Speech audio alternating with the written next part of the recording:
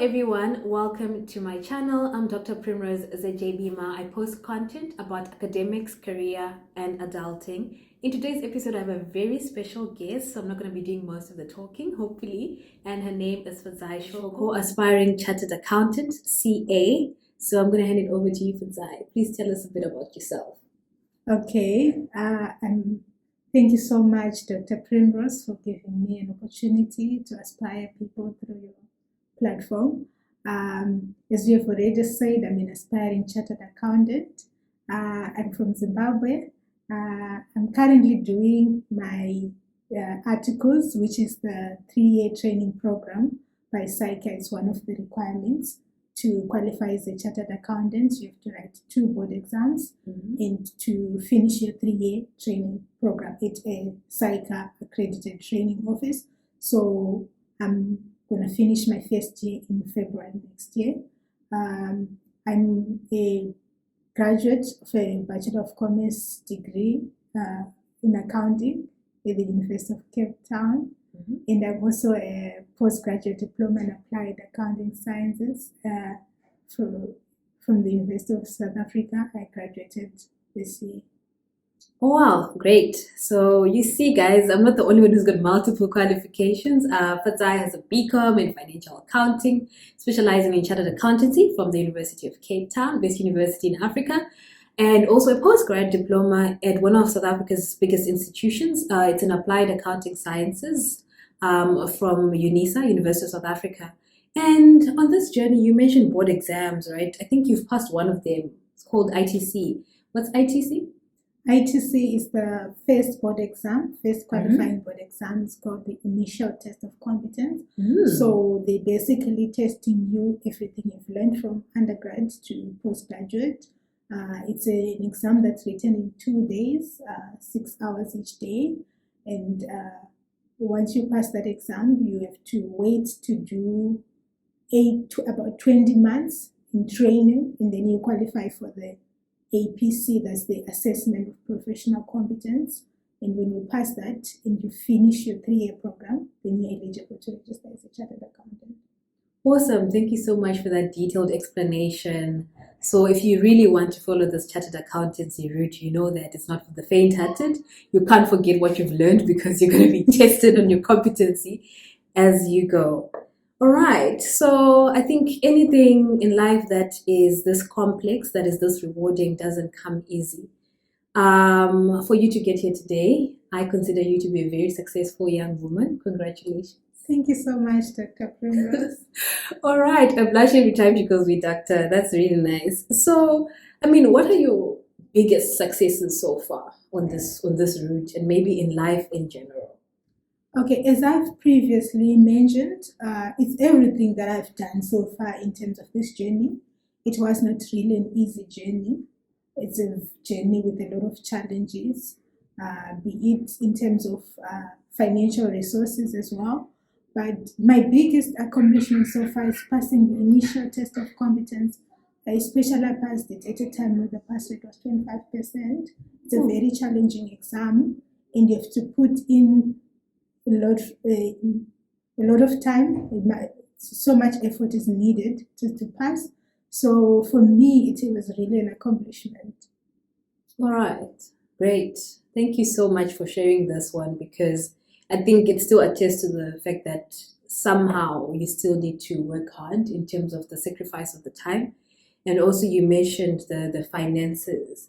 So I think also just maybe, can you tell us about the challenges that are associated with this? Because before the success and maybe along the journey as well, there's quite a number of challenges. So you can tell us about the challenges you'd like us to know about and how you've managed to navigate and forge ahead. Okay, so first, one of the biggest challenges I faced, actually my family faced, because they are a big part of my journey. So it was to source funds for, especially going to a big institution like UCT. It requires a lot of financing, and I was being financed by my parents. So it would be, I remember when I had to do my postgraduate diploma, I had to go to the fees office to go all the channels that you have to get funding. that is not an easy journey. I even had to try to apply for a scholarship. It was not successful. And to go and, especially as a foreign national with the funding, they have restrictions. So we'd have to ask from family to borrow to get back to and then we pay them the money later. So it's mostly the finances. And then on my postgraduate journey, as I went to UNISA, it's a distance learning program. So most of the time you have to like teach yourself. Like you write online tests, and sometimes the app you're using it malfunctions and you're panicking and you're writing at the same time. So me studying online, it was very difficult for me because I'm used to work more about teamwork, working with my friends. Yes. We do test revision together. We doing group projects together. But now postgraduate, I was like alone, and I had to do it all by myself. And my friends were also at different institutions now, so it was only me at UNISA. I had to make new friends. I had to study on my own. And those are one of the biggest challenges I face, is to adjust to an online environment. So I like what Fadzai has just said right now, because we often have questions around what's the difference between studying the normal traditional university where you go to classes, lectures and tutorials, right? And you meet many more people. And then there's a difference with, maybe studying through distance education models where you have to do stuff online. You don't have peer support and even the engagement that you'd have on a daily basis. So I think for you, what I can ask is, having done the traditional way at UCT and moving to UNISA, which one is your preferred model? And do you think that people need to learn skills from both types? Okay, for me, I would at any time prefer the traditional model, going into classes, yes, to have interaction. I enjoy interactions from the workplace to school. I always feel people should connect physically. They should have physical interactions. But however, the circumstances that force us to meet online, and we kind of have to be people who adjust quickly, or else we limit ourselves. We limit. Imagine if you had to pause for a year just for you to wait for classes to go physical. And now COVID lasted for about 3 years, so you have to adjust during those times. So for me, I really like the idea that I had to experience both. I appreciate more the traditional way, but I eventually adjusted because I was also not doing well in the first test, but then I adjusted, and I also realized that online was saving me time to go up and down in the bus, which might take me 2 hours. Now I was investing that time in watching lecture videos and at home. And also for people who are studying distance learning, not so much support. You don't get much support from lecturers and all that. So I'd advise, if you can afford, to get those support classes, because I eventually realized that I needed support because I had a long time of traditional. Now I was studying by myself. So now I had to ask my parents to pay for me to have support classes, which helped me. It really made a difference. So you can't be suffering on your own. You have to you have to cry and to say, can I get help? Yes. Awesome. I like that, because I personally also believe that help, if not sought, will never be found. And I know that there's people that also have negative perceptions about going out to try and get extra assistance. But sometimes that's the difference between success and actually not doing well. So I'm really grateful that you also pointed out that, and you had the support that you needed from your family. I hope that their family is watching this. You may have to pay more fees on top of the fees that you're paying. Yes. So get ready for that. And then I think there's something that is very personal to my heart. I'm also from Zimbabwe, like yourself. And so we are here as migrants on study visas. But after that, you are a rising professional, like you are now. So you can answer this in any way you want to, but I just want you, if you can, to outline how difficult it is maybe to score opportunities in a foreign land, and how non-citizens navigate that, whether from your personal experiences or from what you know from how others have managed. Okay. So, in terms of our training program, we have to do it via offices that are accredited by SAICA in South Africa. Mm-hmm. So, most of the students, they would prefer to go to big corporate firms like the Big Four or medium-sized entities. But then there's a challenge with those firms. There's a lot of competition to get there. So yes, they do take foreign nationals, but they're strict about the criteria. So they mostly prefer permanent residents. Mostly permanent residents. And for you to have a permit of your own, be it you are on a maybe special exemption or you as an asylum seeker, that they can consider you. But if you have to first get an offer from them and then you apply, they would not want to go through that process. It's their own standards or regulation or policies as a company. So it would be challenging is that most of the time I would apply and then they say, can you send us your ID? Then that's the part where all the problem starts. So you now start explaining that, no, actually, I don't have an ID, I'm a foreign national. And then they say, okay, send us your permanent residence. And then I'm not permanent resident, I'm a temporary resident. Yes. I currently have my study permit, that's all I have. And then they'll still say, oh, unfortunately, as per our company policy. And that's where the story ends. You would have already at the verge of scoring an interview, but then something like your papers then gets in your way. So, but that is not like something that should stop you, because at the end, there are firms that are willing to give you an offer, and then you can go and apply for your permit, and then you can still do your articles. And once you're a qualified CA, the sky is the limit. Ooh, so, I love to hear that one. Okay, great. So I think in any industry, there's always like the biggest of the biggest and all of that, the cream of the crop. And you mentioned the term Big Four. So what are the Big Four in your sector and why are they the Big Four? Okay, so the Big Four, that is PwC, Deloitte, KPMG, and Ernst & Young. They're the Big Four, to my understanding, is that the international firms. They are in almost every country. They're in so many countries, and they specialize. They provide not only auditing services but also accounting, consulting, taxation services. As for example, like PwC, it is the biggest tax practice in the world. So yeah, they are firms that anyone would want to be associated with.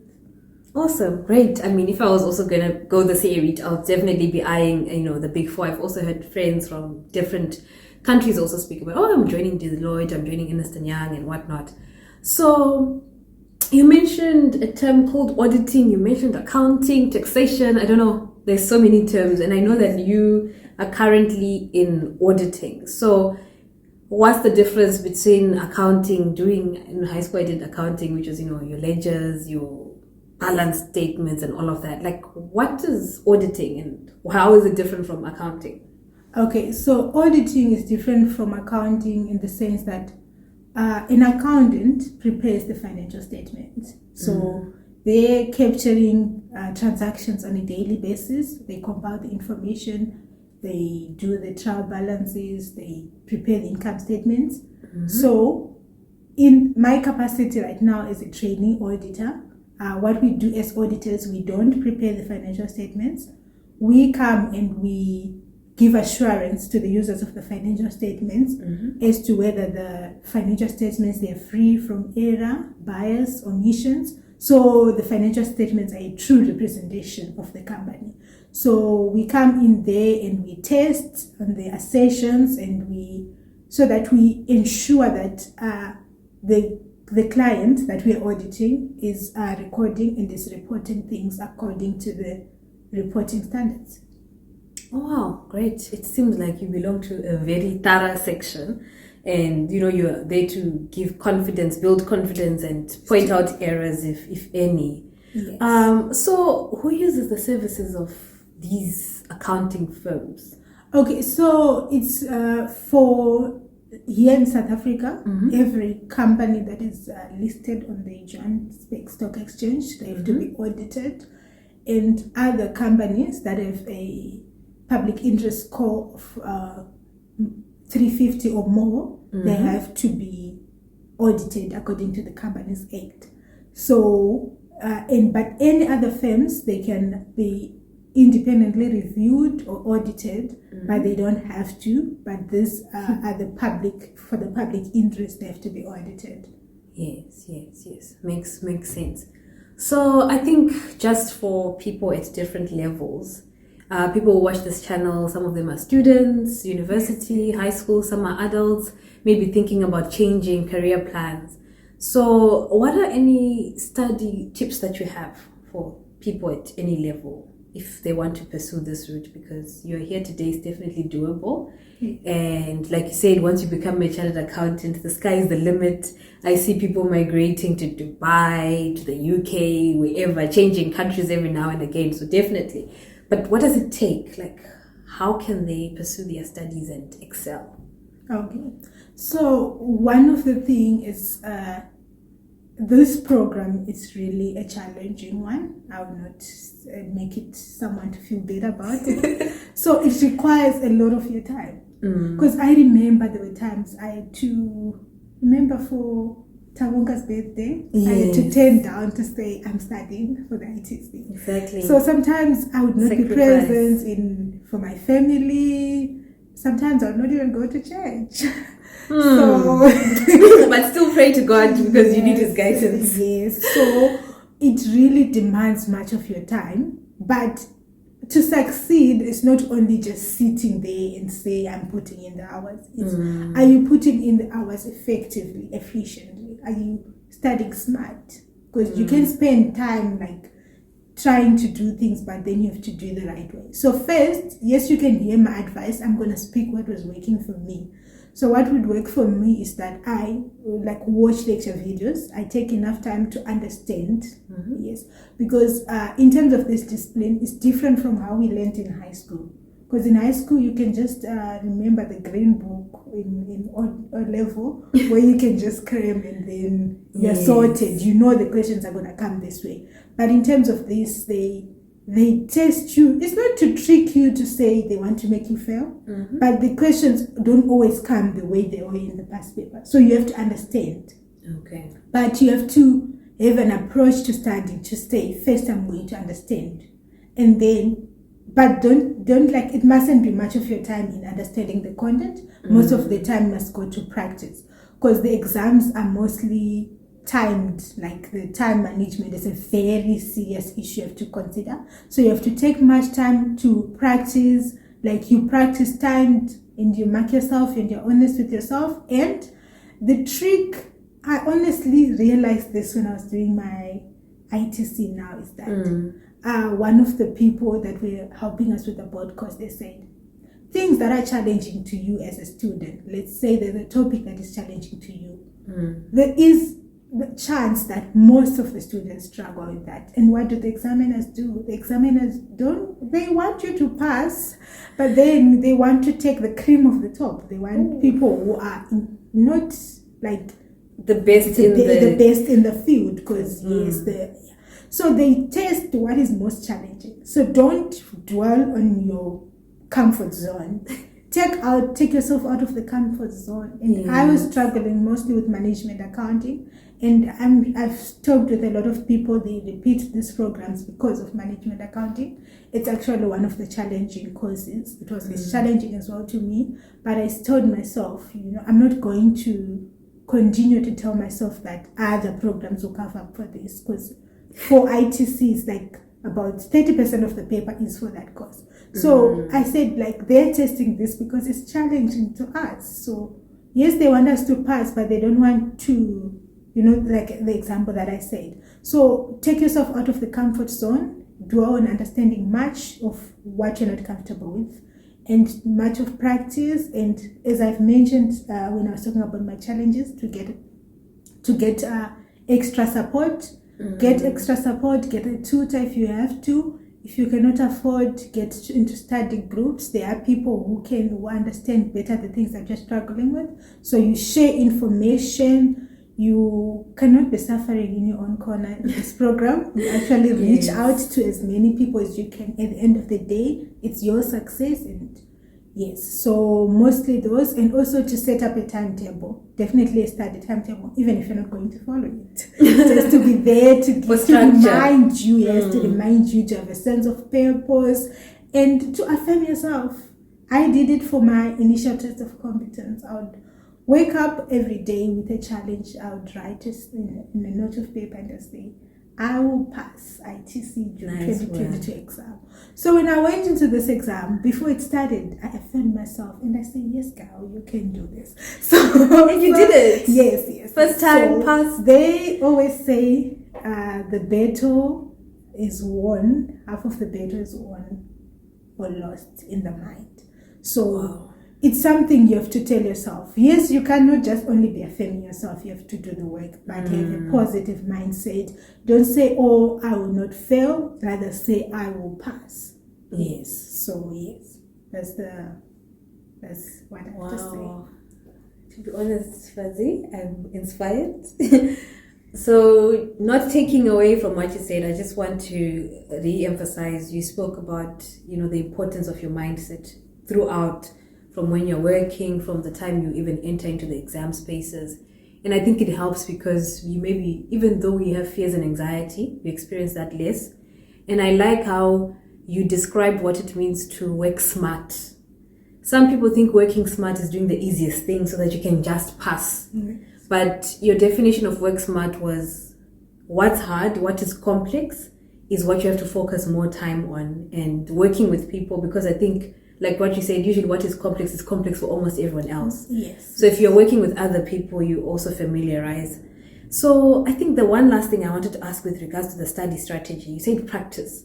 When you practice, is there an answer booklet to check what you've been testing yourself on? How do you know if you're still struggling or if you're now doing better? Okay, so most of the time they give us question banks. They always give us a question that always has a solution. Oh, wow. So you attempt the question. So the question is 3 hours. That paper will already say this 100 marks, 3 hours. So I'm not going to lie. Yes. I would always struggle with completing that. But what I can assure you is that you need to make sure that you finish the paper. Exactly. That is why many people don't do well. It's not because they are not capable, it's that they struggle with their time management. So practice is for the purposes of managing your time and to know how to answer the paper. You might know the proper answer from your understanding, but they want you to write it in their way of understanding, in their own way or structure of answering. That is the way you're going to score marks. So it's also about being an efficient scorer of marks, is to answer the way the examiners want you to answer it, and to take your time to read and absorb the question, and then you always have the structure of, if it's a discussion question, this is how I'll answer. If it's a calculation, this is the structure they want. Because even if you put the right answers, some of the examiners, they don't have time. They want you to put it in the proper way. So yes, there always be question banks. Yes, and there always be the edge to look at the solution. I can easily look at the solution. Okay. Yeah, I like that. Then it means if you've got a good structure, time yourself and all of that, you learn. Practice makes perfect at the end of the day. All right. So I think besides me asking you questions, did you have any questions for me? Yes. Okay. What do you want to ask me today? Okay, so you know that you've been or you are my biggest inspiration. You inspire me a lot. Be it about fitness, you inspire me. Okay, I'm still to act on that inspiration. Yes. Please. But in terms of academics, I remember even my father always saying, we have you, Primrose, as our model. We can look at you and we can say, we're gonna walk in those shoes one day. But though I think I might not get to post doc or to PhD, but would you have any tips? Because I intend it's time to do a master's. That is, after I qualify as a CA, I would want to do a master's, be it in tax or in financial reporting, but I want to do a master's. So what is the give and take, the advice you can give me? Yes. All right, great. So I think what I can say to you right now from just thinking about it is do a master's for two main reasons. Number one, you should know what you want to specialize in. So like right now you have an idea, but I think after you've worked, it's so much better to find your area of specialization, and then find a topic that you think solves a problem that is important to the kind of work you're doing, or if you want to branch out as a business person, something that's important to the type of business that you want to do. I think it's important for many more people to do masters and PhD because a lot of people have a lot of questions, but we never try to answer them. But masters gives you the opportunity to do research. So for you, I don't know how masters are structured in your field, but please go for the masters that has coursework and dissertation. So I want you to also think about that. I think you have all the working hard skills. Yes, but you know why I asked you that question is because I mostly have coursework. Yes, I do most of the writing because in management accounting, they give you a scenario and you have to discuss from the business perspective. Because not only are they training you to be an auditor, you can specialize in many of these disciplines, like I said, tax, management accounting, financial reporting, and all that. So I'm not much I'm scared of these dissertation stories because from an accounting perspective, auditing perspective, you don't have to write much, 30-page things. So what is this? This looks like a big animal, like this dissertation story. Because you seem to have experience of writing. So what is the most advice you can give to say how do you become successful in terms of dissertations and thesis? Okay, so I think in your case I understand. So I've actually edited theses for people who are in commerce, so it's definitely doable. They put up these whole 25,000 page things. Most of them had some diagrams. Did you say 25,000? Yes, so it's not 30 pages. Think about 50 to 80 pages, something like that. Don't worry, we'll show you a dissertation in a few years to come. But I think that from the coursework that you do, there is some kind of grounding and guidance on how to do that. Okay. And research for dissertations is always based on data, except now you're analyzing it using a lot of words and putting figures together. But I think that just to get it started, the best way also, I always tell people, try and find a dissertation or a thesis written on the same topic or same field and see how it was done. Also, take your time. I think by the time you're doing yours, you'll be working. So give yourself that 2 to 3 years that is provided for. It's there for a reason. And I know the shortest dissertations, if you study in the UK, most master's dissertations are 10,000 words. So if you want to go that route, if you don't want to write too much, that's for anyone. You can also do that. But I think, like you said, not to be worried about it too much. Things will come up and the things you'll be researching on will help you. Most of the help comes from having a supervisor. But do the coursework component and you'll come up with ideas. So and continue watching my YouTube channel and I'll tell you, Fadzai, this answers your question. Because I think you've actually given me some homework to think about. Okay. Yes. Okay, so unfortunately we've come to the end of this session. I would have loved to ask you many more questions and I think our viewers would like to know more and more, and especially if there was going to be a Q&A. But with that said, we have to say goodbye to Fadzai. Do you have any special words for our viewers and listeners? Okay, I would love to say that in life, you must not have more of excuses, but you should rather find the best way you can solve your problems rather than to complain. Because no one is going to come out there to help you to sort out your issues. You have to be willing to go out there and look for opportunities. And when you're in the process, you should never be tired. You should always be patient. Because me, I remember there was a time we were sitting and I think I put about 50 applications in one day. Wow. But even though if you get with a grade, you wake up the following day and you submit another 50. So it's something like to have to be patient in the process and to not always to want to have quick results. But eventually, if you put in the hours and if you put in the effort, you will make it.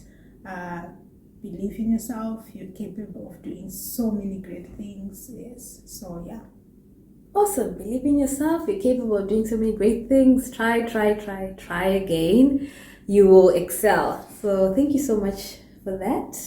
We hope to see you when you eventually become a CA, inspiring us more. So if this channel continues, but yeah, if you're not subscribed, please subscribe, because if you don't subscribe and watch my videos, I'm going to stop creating content. All right, that's not a bribe. Anyway, thank you so much for watching this one, and feel free to make use of the comment section. If Fadzai can, she'll comment. I'll ask her to. If you've got any questions that are specific to what she does. That's it from us today.